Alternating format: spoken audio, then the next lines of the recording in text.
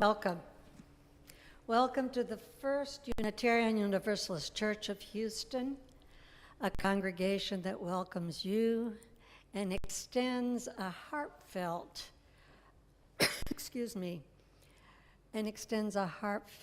and inclusive invitation to join us in meaningful worship and in service to the world. We greet all those who join us this morning, those in our sanctuary, all of the many online viewers, así como el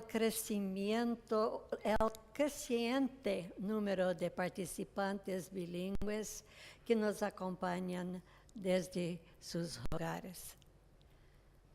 Mask wearing in our sanctuary continues to be optional. We encourage you to continue to wear your mask if you are more comfortable doing so. And now, Reverend Scott has something he would like to say.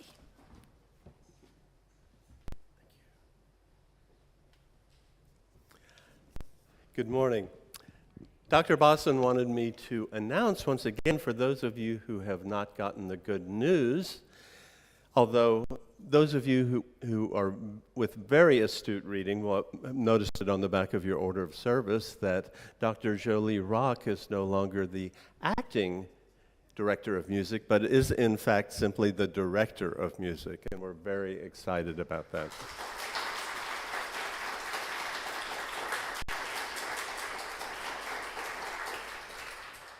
So please grab your hymnals and join Dr. Rock for our first hymn. Thank you. Please join me in body and spirit as we sing hymn number 347, Gather the Spirit. Gather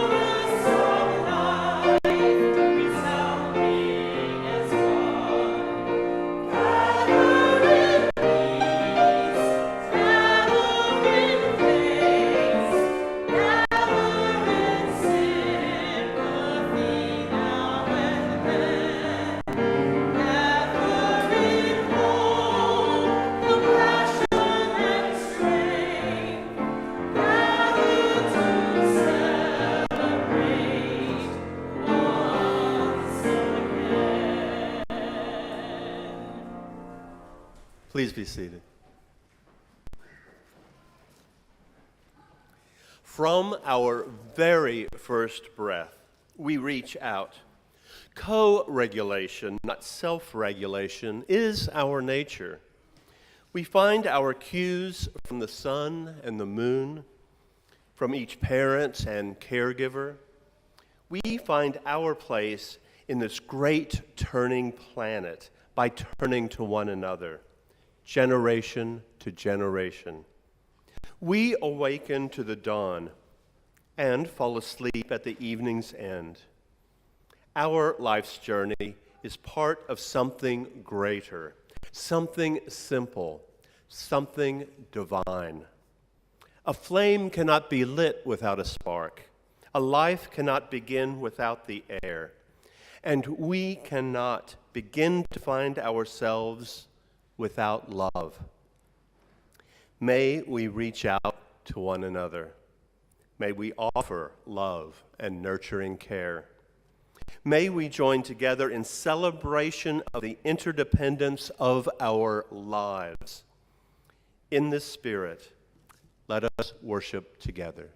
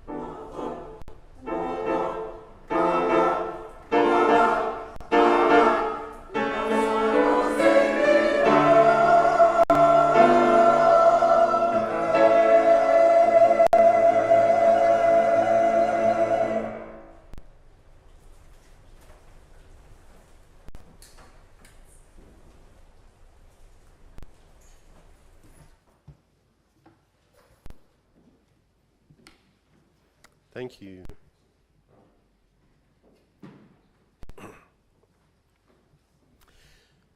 Please join me in the spirit that some call meditation and others name prayer. Breathe with me the breath of life. Inhale as we share this interwoven, intricate web of affinity. Exhale as we feel one another's presence. Breathe with me as we gather to do the holy work of kinship and support. Open your mind, open your heart. Today I share the words of Evan Carville Zemer. God of many names and mystery beyond all our naming. Today, the advertising tells us what to buy for Mom. Instead, help us listen to and honor the deeper voices. Today, let us honor all of those who have made this world possible for us, those who did the hard work of building a better world for future generations. Today, let us honor the grief of those who have lost children through miscarriage, stillbirth, death, those who long for children, and those, for whatever reason, cannot be in touch with their children this day. Today, let us honor the grief of those who mourn for their parents, whether separated by death, dementia, or disconnection. Today, let us honor those who fill in for missing mothering, fathers, grandparents, foster parents, aunts and uncles, and more. Today, let us honor the ways we have each been nurtured and mothered, by the mothers who gave birth to us, by the parents who raised us, by those many others who have supported and nurtured us, of all genders. Today, let us honor those who survived damaging and traumatic mothering. Spirit of life, help them to heal. Let us remember that not every mother is ready for her children. Let us turn aside from the myths of motherhood on a pedestal and remember each parent is an imperfect human in need of more support than adulation, in need of our support.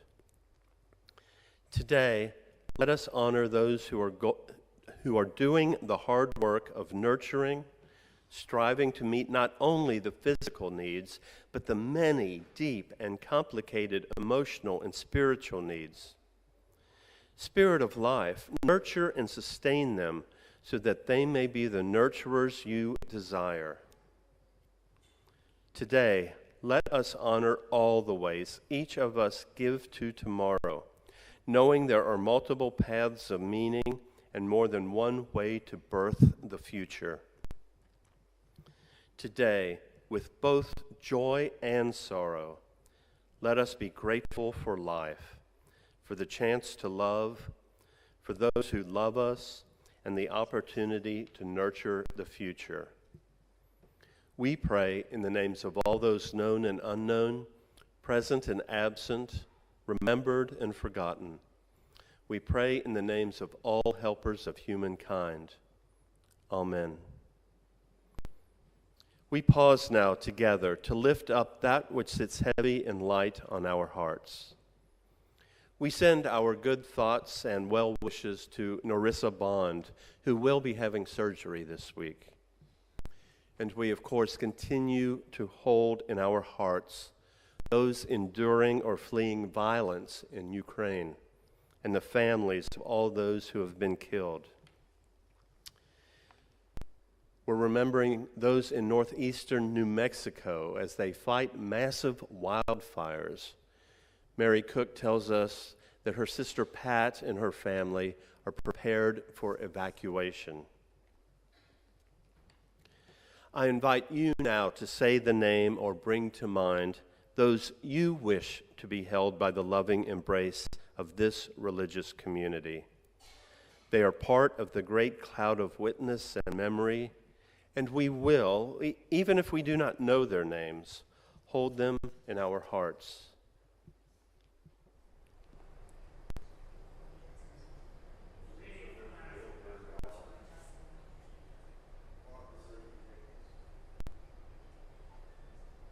In this great cloud of witness and memory, amid this beloved community, we hear these names and hold them in our hearts.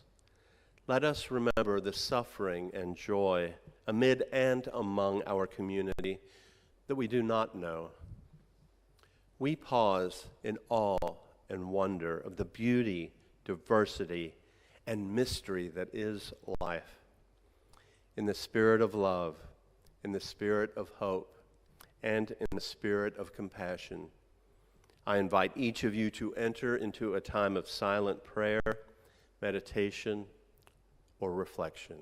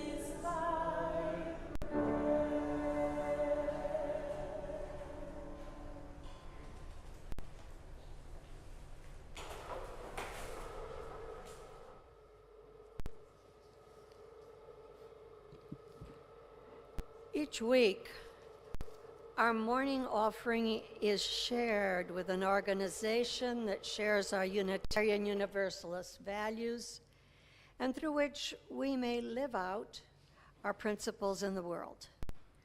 This week, that organization is Rebuilding Together Houston. For 40 years, Rebuilding Together Houston has been the only organization in our region to provide hundreds of families with home repairs each year. RTH has helped an average of one family a day, totaling nearly 15,000 neighbors. Community members, including First Church volunteers and licensed contractors, help repair the homes, making them safer and more structurally sound for at least 20 years more. This work helps to keep families and communities in communities that they help to build and to retain the character of Houston neighborhoods. We have a brief video from Rebuilding Together Houston. At Rebuilding Together, our mission is repairing homes, rebuilding lives, revitalizing communities. With the support of thousands of volunteers, we make hundreds of homes safe and livable each year. For almost 40 years, Rebuilding Together has repaired homes at no cost for senior citizens, U.S. military veterans, people with disabilities, and those impacted by disaster. The majority of people we serve are families of color. Our work repairs homes handed down through generations, helping to preserve the history and character of some of Houston's oldest neighborhoods. Our work allows seniors to age in place and keeps housing affordable. We strive towards safe homes and communities for everyone.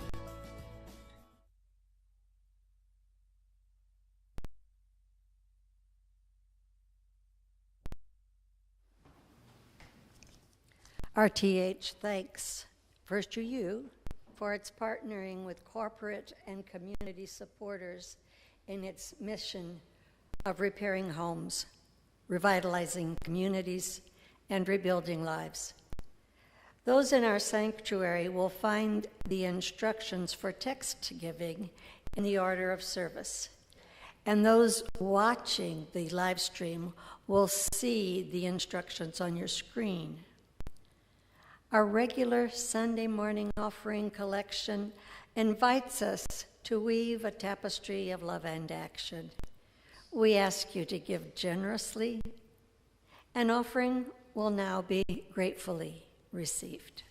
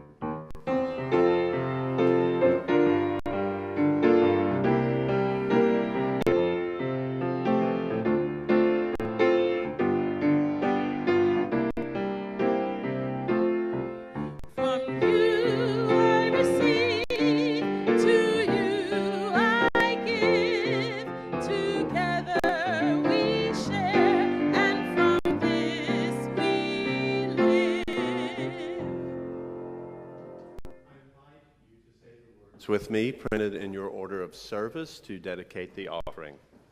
To the work of this church, which is weaving a tapestry of love and action, we dedicate our lives and these our offerings.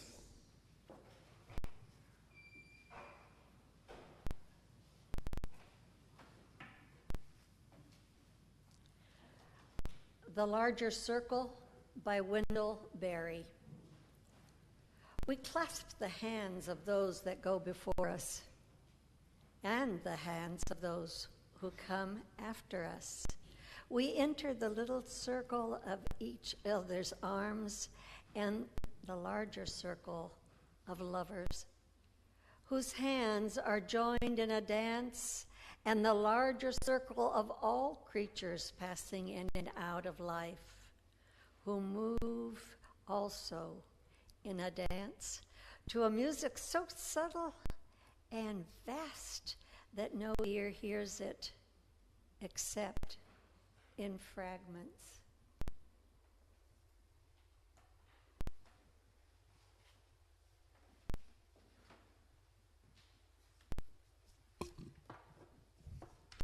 Our second reading is a social media post that a colleague, Reverend Erin Wyma, posted earlier this week. She's the associate pastor at the Cathedral of Hope, UCC in Dallas. It appears the leaked document dismantling Roe versus Wade is real. From the document, the inescapable conclusion is that a right to abortion is not deeply rooted in the nation's history and traditions. End quote. So let's be very clear here. Judge Alito's language of not deeply rooted in the nation's history and traditions is a part of the white supremacy argument playbook. Black people voting is not deeply rooted in our history. LGBTQ people not having rights is not deeply rooted in our history. Women being seen as equal under the law is not deeply rooted in our history. Slavery is deeply rooted in our history. Women being chattel is deeply rooted in our history.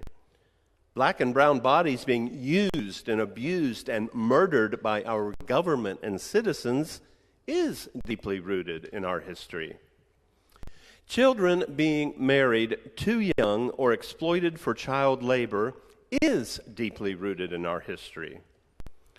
Christian white nationalism is deeply rooted in our history. Marginalized citizens having no access to social services is deeply rooted in our history. Indentured servitude is deeply rooted in our history. Mistreatment of immigrants is deeply rooted in our history. Rooted in our history is a deeply misogynistic, racist, xenophobic, transphobic, homophobic argument to make when discussing rulings of law in our country by the Supreme Court. This goes beyond reproductive rights. This argument could dismantle everything.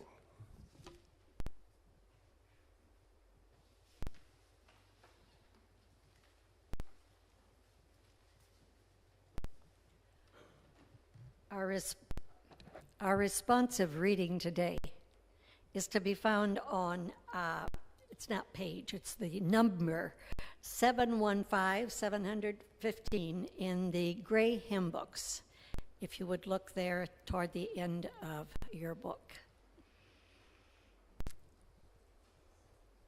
We'll read this alternately. I'll go with the first bolded part. You come in with the second. Your children are not your children. They are the daughters and sons of life longing for itself.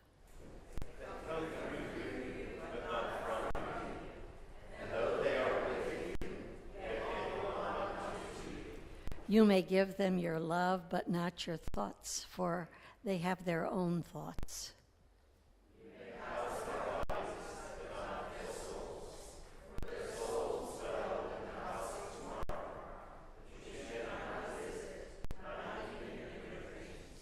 You may strive to be like them, but seek not to make them like you, for life goes not backward, nor tarries with yesterday.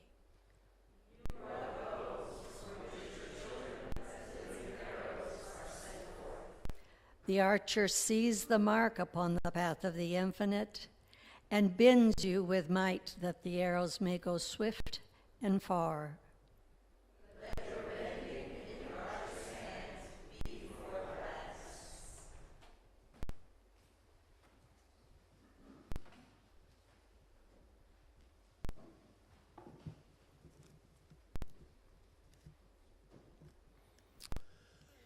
The Nobel Prize-winning Rhodesian novelist Doris Lessing wrote, "Humanity's legacy of stories and storytelling is the most precious we have. All wisdom is in our stories and songs. A story is how we construct our experiences. At the very simplest, it can be she was born, lived, died. Probably that is the template of our stories, a beginning, a middle, and an end. The structure is in our minds." For Mother's Day this year, I plan to reflect on how women have been traditional keepers of the narrative, caretakers of the wisdom in our stories and songs. My parents restored a family Bible from my mother's side of the family. The records go back to the time of the Civil War, and on the designated pages, marriages and births can be found carefully written in florid penmanship. So where does your story begin? There are so many ways you might choose to answer that question. How big a circle do you want to draw? You could begin with your childhood, with your parents and grandparents, perhaps referencing a family Bible. Some would draw the circle larger and describe the report they received from 23andMe or the research that they did on Ancestry.com. Others might want the circle to include what they see as the very beginning. Some might point back to the Garden of Eden and include the story of a prolific apple-chomping couple who briefly resided there. Others might begin at the Big Bang and include the interdependent web of all existence of which we are a part.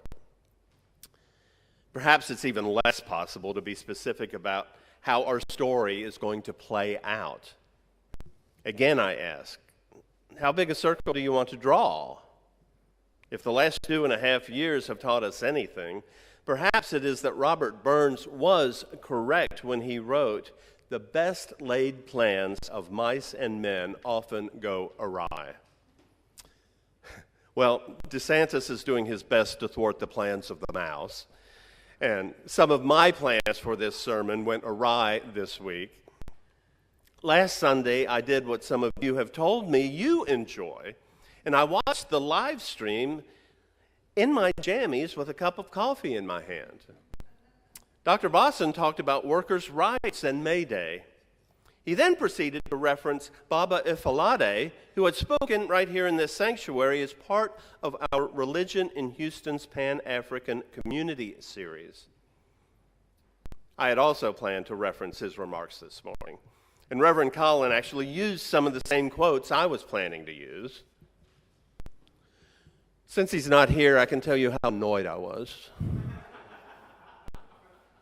But after a bit of reflection, I realized how significant the concept of ancestors and legacy must be. That for two such disparate holidays as International Workers' Day and Mother's Day, this idea would be relevant and meaningful.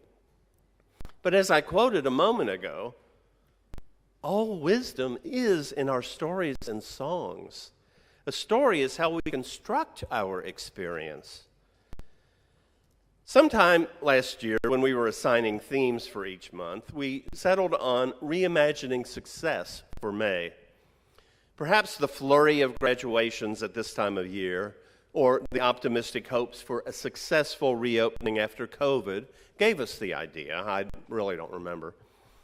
Last week, Reverend Colin foreshadowed my remarks this morning by talking about, in his words, those he was related to by blood and those who he was connected to through spirit.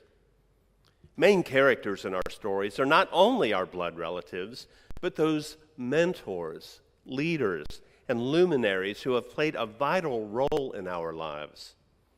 And of course, for Mother's Day, I had planned to honor mothers and all those who have played such pivotal roles in our lives. as well as reflecting on our ancestors and those whose stories we are carrying on. So perhaps a better theme this month would have been reimagining legacy. But in an interesting twist, I did talk about reimagining success last year on Mother's Day, even though I didn't use those same words.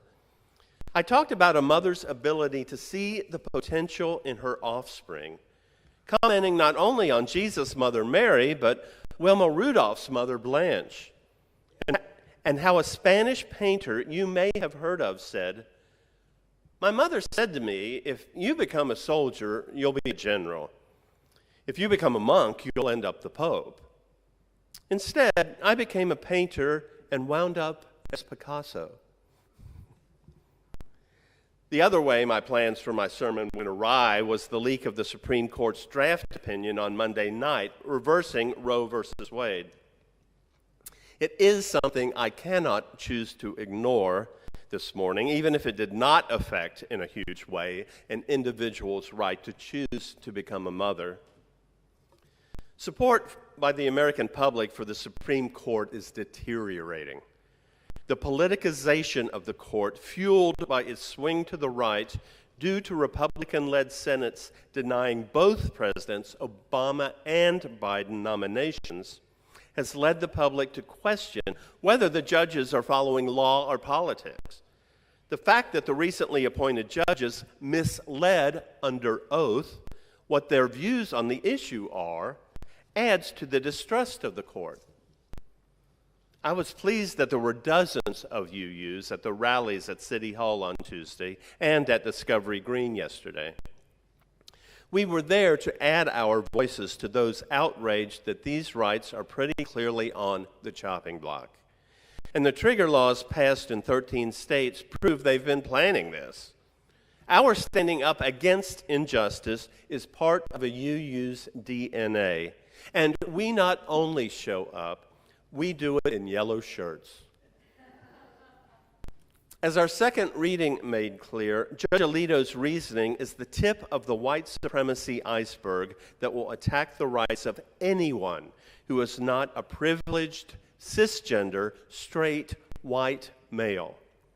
Denying rights to their own physical autonomy and health decisions for those who can get pregnant is problematic enough. But the attacks upon more and more of us will continue if not stopped now. One of my favorite lyrics from the Muppet movie is, "Life's like a movie, write your own ending." If we are to write our own story, determine our own ending, we cannot be denied the ability to make our own decisions. And I'm hard-pressed to think of a decision more personal and less needing to be regulated as when and if to become a mother. You may have seen this quote by Ruth Bader Ginsburg being circulated on social media this week. The decision whether or not to bear a child is central to a woman's life, to her well-being and dignity. It is a decision she must make for herself. When the government controls that decision for her, she is being treated as less than a full adult human, responsible for her own choices. Judge Ginsburg influenced and will continue to influence generations of women. I reiterate, as Reverend Cullen indicated last week, we are influenced by those we are related to by blood and those who we are connected to through spirit. He relayed how Baba Ifalade described Christianity and modern culture have seemed to look suspiciously at ancestor worship.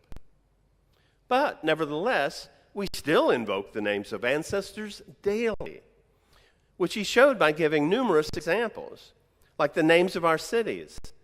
He told us there is ancestor worship going on around you constantly. Baba Ifalade is an Ifa priest and practitioner of, among other things, New Orleans hoodoo and voodoo. But ancestor worship and veneration is part of many sects and religions, especially throughout Africa and Asian cultures. Well, no one knows better than a UU minister how some people react to the word worship. Ancestor veneration is the act of honoring, while the word worship derives from to give worth to something. So they're really not that different, so I think that connotation is playing a lot more than a minor role here. In many cultures worldwide, ancestors are venerated to honor them with love and respect, and to cultivate kinship values with surviving relatives, and the continuity of the family lineage. The Roman Catholic Church and Eastern Orthodox Church venerate saints as intercessors with God. I couldn't help but think of the huge emphasis on ancestors found in both the Hebrew Bible and the New Testament. The book of Genesis has verses upon verses and chapters upon chapters of begats, lists of who was the father of whom. The omission of the mother's names, indicative of the consideration of women as property. It doesn't take a lengthy internet search to discover the alleged genealogy of Jesus of Nazareth. One site I found carefully lists the begats from the stable in Bethlehem through Abraham all the way back to Adam. Both sides are shown, Mary and Joseph, and their branches of the family tree deviate from the same limb about the time of David and Solomon. Of course, legend has it that Joseph is the adoptive father of Jesus, not the biological father, and yet his patrilineal bloodline is carefully annotated. One can't help but wonder why. So all this focus on ancestors would seem to bolster, not belittle, an emphasis on ancestor veneration, if not worship. And yet we in the West seem to look askance at the practice, especially if it's being practiced by religions unfamiliar to us. But as Reverend Colin asked last week, who are your ancestors? Who do you owe for what you have, and why? At the beginning, I suggested that answer might depend on how big a circle you draw and whom you decide to include. Who has been a part of your story? Today is a day set aside to give a shout out to our moms, and I encourage you to do so if you're able, and I certainly acknowledge there are myriad reasons why that may not be possible. And I want to use that as a springboard as we consider how our stories will continue. How big a circle do you want to draw? Who do you want to include in your story in the future as it plays out? Because, at least as of today, we still have the right to decide. The Broadway musical Baby tells the story of three couples who are expecting a child. At the end of the first act, Lizzie feels her baby kick in her stomach for the first time. She realizes that the child will live on after her and that life will continue. She sings the song, "The Story Goes On." Some cultures draw the circle beyond blood relations, today and tomorrow, but to those they will never know, well into the future. The concept of 7-generation stewardship is believed to have originated with the Iroquois. The idea is to make decisions taking into consideration those living up to 7 generations after us. So, not only might we consider the impact we have on those around us and their children and grandchildren, but those beyond. How will our story read in 525 years? But of course, what we do can benefit immensely those here now. I don't have any biological kids, but I've had lots of kids in my coming of age and YRUU classes. One of the really cool things is when we would take the 9th graders to Boston on our heritage trip. It was the evening talks at the end of the day. Over and over, I would be pleasantly surprised that the things we had taught during the year, that had seemingly fallen on deaf ears were being brought up by the youth and earnestly discussed. Many of you are or have been teachers or professors, whether in public school, university, or Sunday school. You have had an impact. Your story goes on through those you have taught. In the words of Stephen Sondheim, careful the things you say, children will listen. Oh, and there's a brand new musical playing off-Broadway at the Public Theater. It's called Suffs, S-U-F-F-S. And it features an all-female cast portraying a group of suffragists in the 7 years leading up to the passage of the 19th Amendment in 1920.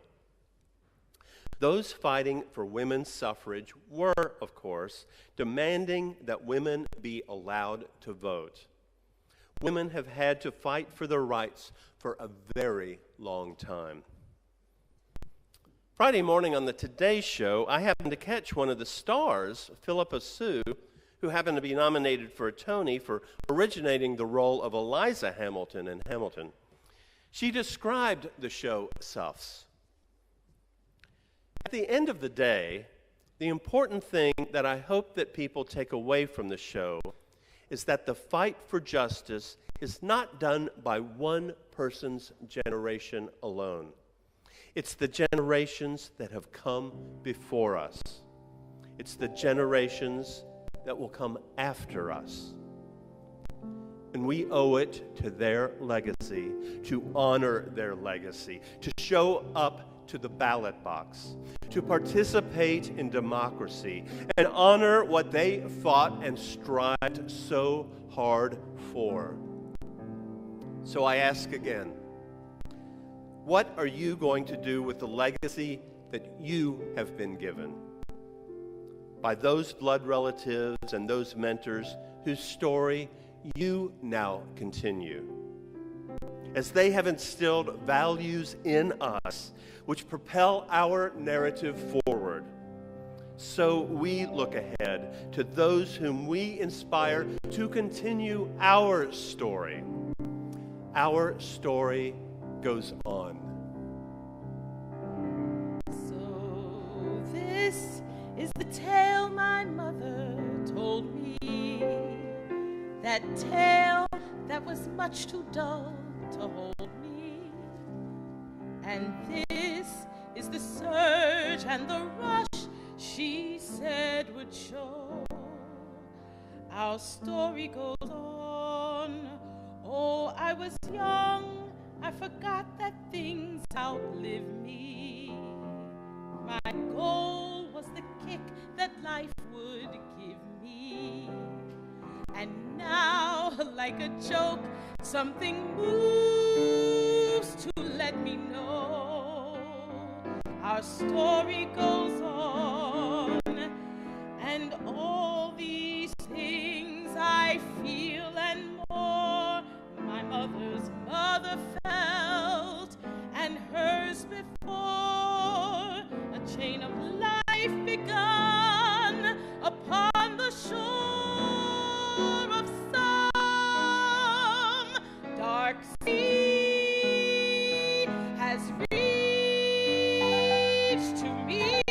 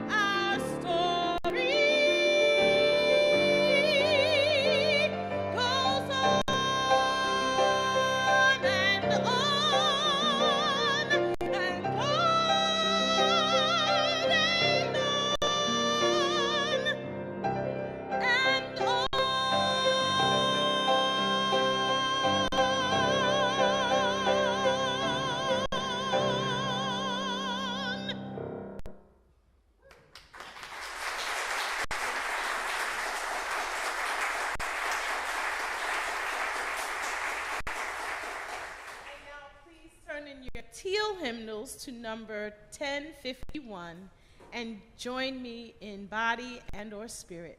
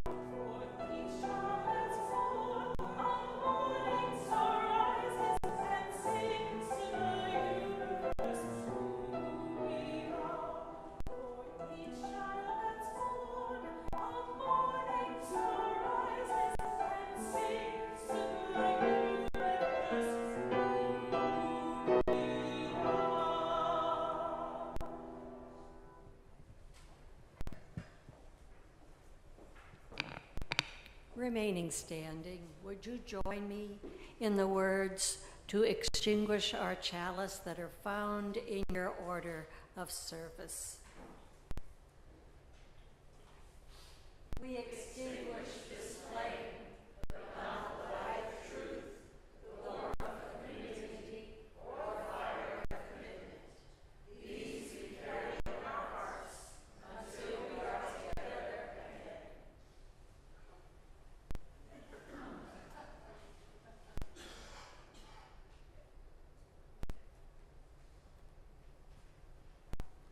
We are a continuum.